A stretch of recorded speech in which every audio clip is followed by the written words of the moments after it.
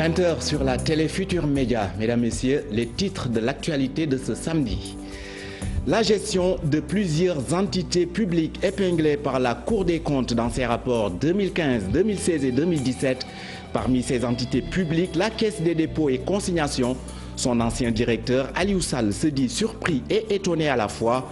L'homme précise n'avoir jamais reçu d'auditeur de la Cour des comptes au cours de son magistère à la CDC. Un scandale au cœur de la République, le dossier du coude. Un livre de Pape Alé Niang qui revient sur les malversations au coude, objet d'un rapport de l'OFNAC.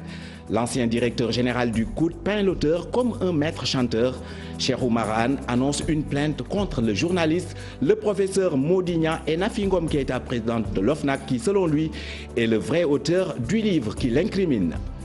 Face à la menace du coronavirus qui fait des ravages en Chine, le ministre de la Santé rassure, des mesures drastiques vont être prises pour barrer la route à la maladie, selon Abdoulaye Diouf Sarr.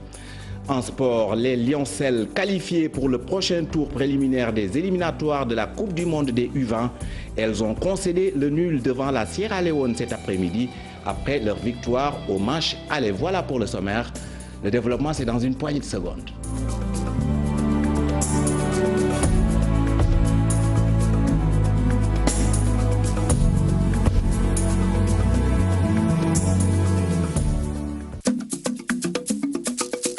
Mesdames, Messieurs, bonsoir et bienvenue dans ce 20h. Tout d'abord, un agent commercial d'une marque de cigarettes mortellement agressé ce samedi. Le drame est survenu sur l'axe Diawara-Bakel, c'est dans l'est du pays. Le corps sans vie de la victime a été transporté à la morgue de l'hôpital de Bakel. Une information de notre correspondant à Tambacounda, Moussa Omar Gueye. Beaucoup de dysfonctionnements notés dans la gestion de plusieurs entités publiques. C'est ce qui ressort des rapports 2015, 2016 et 2017 de la Cour des comptes présentés ce samedi. Des défaillances internes liées à un manque de personnel, entre autres raisons évoquées, pour expliquer le retard dans la publication de ces rapports. Plus de 50 agences et entreprises auditées et 331 recommandations émises à l'endroit de 15 entités dont la gestion financière a fait défaut. Aminata Mba. Un rapport, le condensé de 3 années de contrôle, 2015, 2016, 2017, 3 années consécutives, aucun rapport public.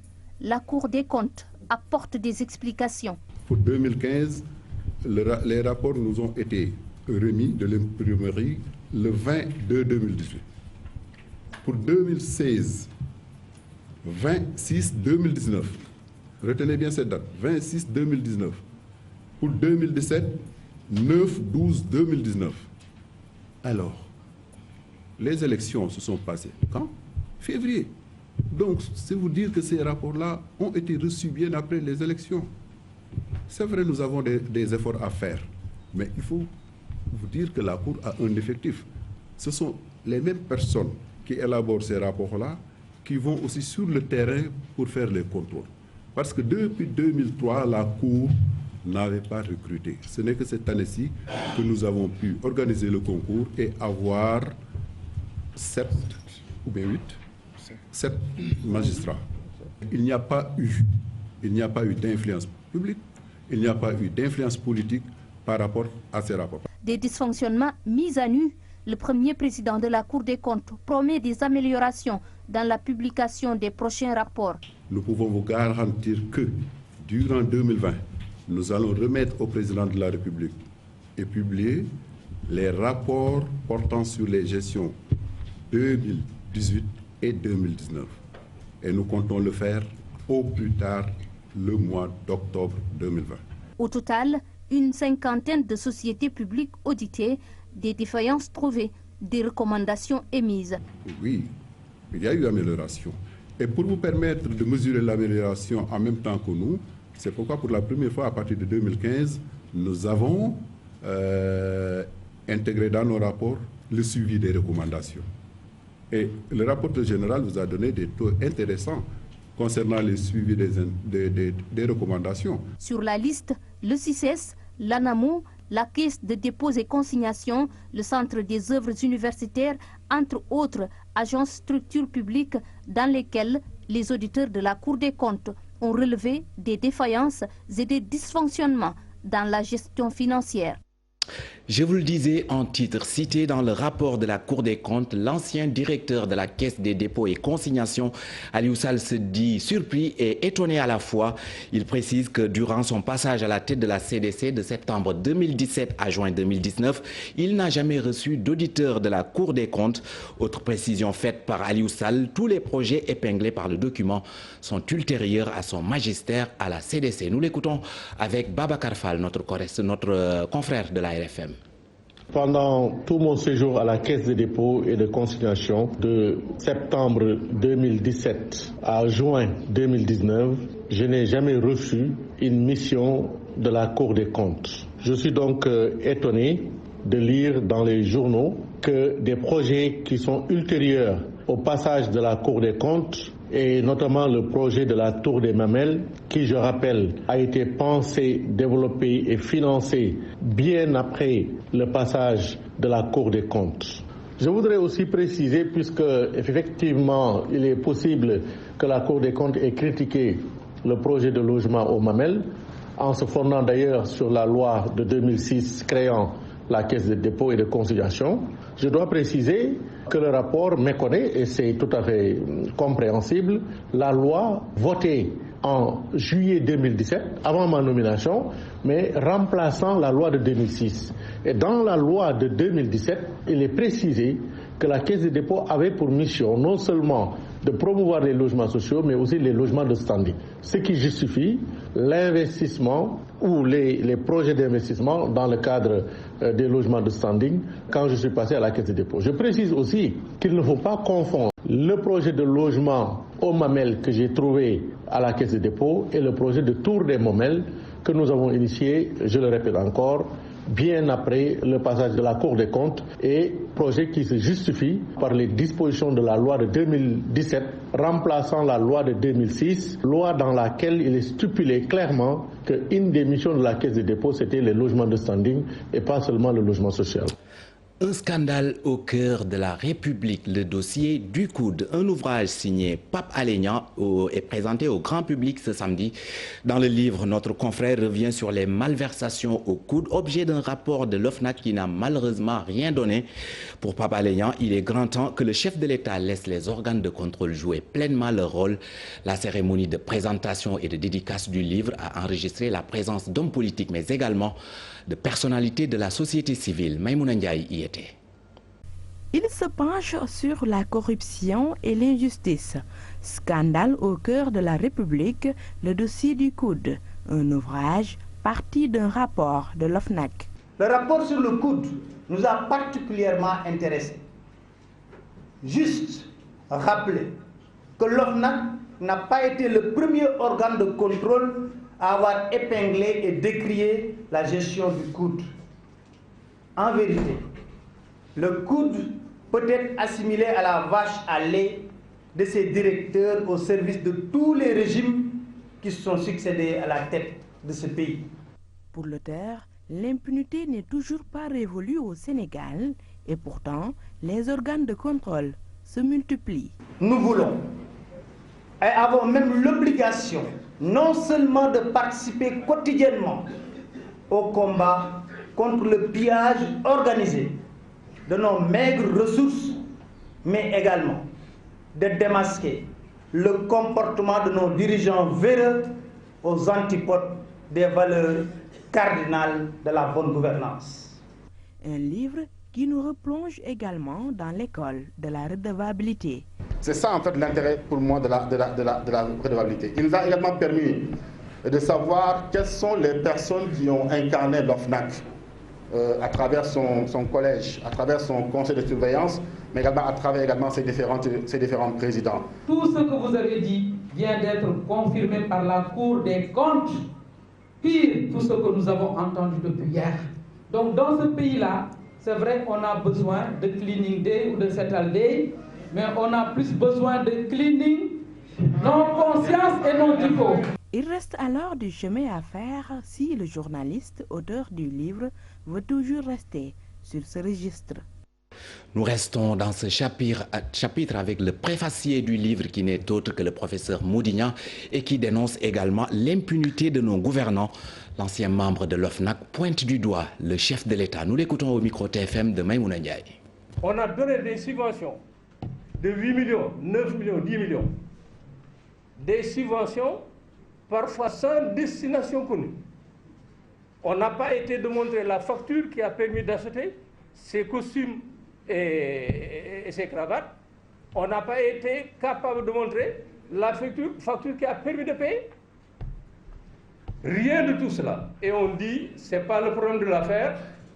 L'affaire est politisée, l'affaire est personnalisée. Je vous assure que un président de la République, il ajoute, c'est par la presse que je l'ai appris. Vous imaginez ce dossier? Et puis la réponse de Cheikh Oumar Anne ne s'est pas fait attendre. Il qualifie Pape Alé Niang de maître chanteur. L'ex-directeur général du COUD, devenu ministre de l'enseignement supérieur, annonce même une plainte contre le journaliste, le professeur Modignan, mais également Nafi Ngom Keïta, la présidente de l'OFNAC, qui selon lui est le vrai auteur du livre qui l'incrimine. Le maire de Ndioum s'exprimait ce matin à l'occasion du Cleaning Day de sa commune. Ousseynou Diop, Habib Seck.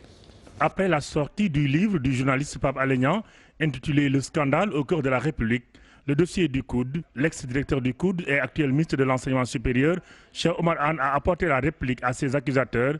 Il se dit victime d'acharnement et de chantage. Là, c'est un problème qui date de 2016, avec les mêmes maîtres chanteurs. Les mêmes maîtres chanteurs. J'ai laissé faire parce que je considérais que je ne boxais pas dans la même catégorie qu'eux. Mais il est arrivé le moment que le peuple sénégalais puisse faire l'arbitrage et que la justice s'en mêle. Je pense que c'était leur appel, leur vœu que moi je puisse répondre de mes actes. Ce sera le moment qu'ils répondront de leur acte de chantage. Le maire de Ndioum se dit être victime d'acharnement de la part de l'ex-présidente de l'OFNAC. Il compte nullement baisser les bras pour que justice soit rendue. Et qui ne peuvent mettre amputés. Dans le livre, je suis considéré comme un complice. De principal responsable, je deviens un complice. Non, je dis, je m'en arrêtais là. J'ai porté plainte, je répliquerai. Je sortirai un livre, d'autres sortiront un livre. Et nous traquerons tous ces maîtres chanteurs et leur soutien. Je dis, et tout leur soutien, de quel côté que ce soit. Cheikh Oumar Anne a tenu ses propos à Ndioum dans sa commune. Il a rappelé que cette affaire sera élucidée devant les tribunaux.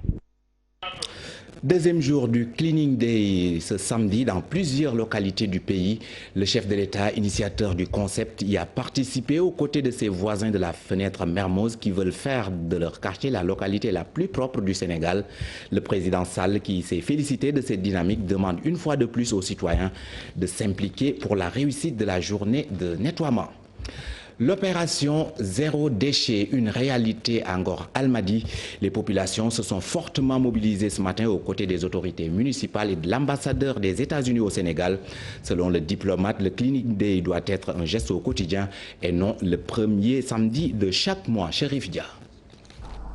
À l'arrivée de la délégation ministérielle à Ngor Almadi ce matin, les populations avaient déjà fait le job. Des artères bien nettoyées, les ordures collectées dans ces sachets. L'objectif est clair, faire de ce quartier résidentiel le plus propre du Sénégal. Nous annonçons la journée Ngor Zéro déchet à partir d'aujourd'hui et c'est ce que nous avons commencé à mettre en place. Et je pense que aussi bien les riverains des Almadies que les gens du village de Ngor seront ravis quand vous venez ici le mois prochain. Vous verrez quel pas nous avons fait, qu'est-ce que nous avons accompli au niveau de l'environnement. Dans ce groupe de balayeurs, un voisin pas comme les autres. L'ambassadeur des États-Unis au Sénégal, venu avec une trentaine de volontaires. Toulinabo Mouchingi enlève sa casquette de diplomate et livre cette leçon de civisme. J'habite aux Almadies. Alors que j'ai entendu que cette fois-ci, ça allait se passer dans mon quartier, je me suis dit je fais partie de ce quartier. peu importe le titre, peu importe la personne. Nous tous ensemble, des néophares dont vous parlez. Mais c'est beaucoup plus que si chacun de nous nettoyait devant sa maison, devant son magasin. Alors ça ne devrait pas attendre un samedi, le premier samedi de chaque mois. Un appel bien entendu, mais aussi apprécié par le sous-préfet des Almadies. Ce sont des actions qui doivent être faites au quotidien. Ce sont des actions qui doivent être imprimées dans la vie de tous les jours, de tous les citoyens, pour qu'ensemble nous puissions avoir des villes propres, sans saleté, sans problème d'insalubrité, sans problème de santé publique. Pour l'acte 2 du Cleaning Day, les autorités locales ont déployé 2 équipes sur l'étendue de la commune. Une à l'île de Ngor, une autre à Ngor Village et aux Almadies, un quartier où les habitants ne veulent qu'une chose, remporter le grand prix du chef de l'État pour la propreté. Le Cleaning Day, c'est aussi à Kabatoki où les mouvements Solution by Spirituality a réussi à mobiliser toute la population autour du slogan « Ma localité, mon Sénégal », un challenge que s'est fixé le 10 mouvements depuis 2016 à travers son projet Zéro Ordure, une initiative saluée par les hommes et femmes de cette localité. Pour évaluer le programme Zéro déchet dans les hôpitaux, le ministre de la Santé et de l'Action sociale s'est rendu dans 4 hôpitaux de Dakar. Le Dantec, Fan, Idrissa Pouye et Abbas Ndao. Abdoulaye Diouf Sarr s'est dit plutôt satisfait de la propreté dans les hôpitaux. Il est aussi revenu sur l'importance de la gestion des déchets dans les hôpitaux. Maguette Soare Diallo. Certaines choses ont fini par ternir l'image de certains hôpitaux publics au Sénégal. S'y ajoute le manque d'hygiène noté dans certaines structures de santé. Après le lancement du programme Zéro déchet, le ministre de la Santé se félicite des résultats enregistrés. Il s'agit de voir si le travail de propreté dans le cadre de la direction de l'hygiène, de la salubrité, de la sécurité se fait régulièrement. Et j'ai été très satisfait de ce que j'ai vu parce qu'à tous les niveaux, vous avez vu comme moi que nos structures hospitalières sont dans de très bonnes conditions de salubrité et d'hygiène. J'aimerais fondamentalement lancer un appel à tout le personnel de santé pour que cela soit ainsi tous les jours. Lors de cette visite d'évaluation, il était question d'insister sur l'importance d'une bonne gestion des déchets biomédicaux. Vous savez que dans les établissements de santé, il y a 2 types de déchets. Il y a des déchets assimilables aux déchets domestiques qui sont traités par l'UCG comme l'ensemble des autres déchets. Mais il y a environ 10 à 15% de déchets qui sont des déchets biomédicaux, des déchets effectivement tirés de l'activité médicale. Et ces déchets-là méritent un traitement spécifique, méritent effectivement une attention particulière. Et dans le cadre bien sûr de notre stratégie, partout dans les établissements de santé, nous avons un dispositif de prise en charge de ces déchets. 4 hôpitaux sont ciblés. Il s'agit de Fan, Abbas Ndao, le Dantec et l'hôpital général de Grand Yoff. Abdoulaye Diouf Sarr se dit satisfait de cette nouvelle image de ces infrastructures. Toutefois, reste à savoir si ce programme Zéro déchet sera appliqué dans tous les hôpitaux du pays. Et nous parlons à présent de l'épidémie coronavirus qui continue de faire des ravages en Chine. L'urgence internationale a même été décrétée par l'Organisation mondiale de la santé. Le ministre Abdoulaye Diouf Sarr, quant à lui, se veut rassurant. Il déclare que des mesures drastiques vont être prises pour barrer la route à la maladie. Nous l'écoutons. L'épidémie du coronavirus s'est déclarée en Chine, comme vous le savez. Et l'OMS l'a déclaré comme étant une urgence sanitaire internationale. Et à l'instar de tous les pays, nous prenons toutes les dispositions, non seulement au niveau de nos frontières pour une identification éventuelle des voyageurs qui, en tout cas, viennent dans le pays pour voir fondamentalement s'ils ne sont pas porteurs de traces ou d'indicateurs de la maladie, de l'aéroport Blaise Diagne, au niveau du port. Mais nous mettons en place aussi au niveau national un bon dispositif pour parer à toute éventualité. Parce qu'une chose est de se protéger, une autre chose est de mettre en place un dispositif efficace pour que si jamais on a un cas, qu'on puisse véritablement le prendre en charge de la manière la plus efficace pour véritablement sécuriser le pays. Parlons à présent de l'insécurité galopante qui sévit dans le pays. Le ministre de l'Intérieur minimise. Il y a de bonnes dispositions sécuritaires dans le pays pour une bonne protection des populations.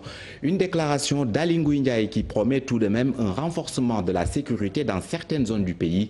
Il précise que l'armée, la police et la gendarmerie mènent des opérations conjointes pour traquer les malfaiteurs, sans compter l'installation de caméras de surveillance dans des villes comme Dakar, Kaolack et Touba. Le ministre de l'Intérieur au micro TFM de Bakary Konté. Disons, il n'y a pas de disposition spéciale nouvelle. Le gouvernement s'est toujours attaché à prendre toutes les dispositions pour renforcer la sécurité, quel que soit l'endroit où on se trouve dans ce pays. C'est vrai que nous avons constaté ces derniers temps des cas d'agression, des cas de meurtre. Certains sont élucidés, d'autres sont sur le point de l'être. Mais nous allons en tout cas redoubler d'efforts, notamment au niveau des forces de défense et de sécurité pour renforcer tout le dispositif pour que les populations soient tranquilles partout où elles se trouvent au Sénégal. Nous avons déjà lancé en milieu de semaine des opérations de sécurisation, notamment dans les grandes villes que sont l'agglomération de Dakar, Touba et Kaolack, avec une bonne synergie entre la police et la gendarmerie. Ces opérations vont continuer, ce n'est pas uniquement des opérations ponctuelles. Le reste également, nous allons le faire même au niveau des autres endroits qui ne sont pas ciblés principalement par ces trois régions. Tension de trésorerie au Sénégal. Le ministre des Finances et du Budget balaie en touche. Le Sénégal est liquide selon Abdoulaye Daouda Diallo qui parle de plus de 2500 milliards de francs CFA recouverts par la comptabilité publique et le Trésor en 2019. Le ministre des Finances et du Budget inaugurait la perception de Mbour. Il demande aux agents de renforcer leur coopération avec les collectivités territoriales. À Mbour, la correspondance d'Abdourahmane Diallo. En 2019, le Sénégal a fait un recouvrement de recettes de plus de 2500 milliards de francs CFA. La mise en place d'un dispositif pertinent de recouvrement des recettes nous a valu un cumul à la fin décembre. Enfin, les chiffres sont définitivement arrêtés. Donc, j'allais dire à des niveaux de réalisation de l'ordre de 2564 milliards 790 millions, soit une plus-value de plus de 3 milliards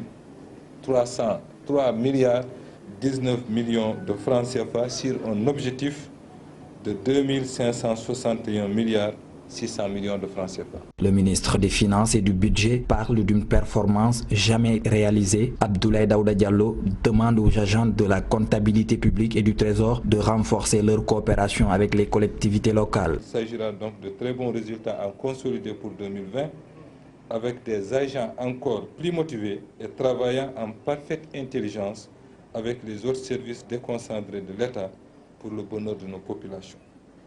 Dans ce cadre, je vous invite à renforcer votre coopération avec les collectivités territoriales. Vous en avez parlé, monsieur le directeur général, qui sont des entités incontournables dans le processus d'émergence de notre pays. L'inauguration de la perception de Mbour ce vendredi était aussi une occasion pour les autorités de souligner que cette infrastructure va participer à l'amélioration des conditions de travail.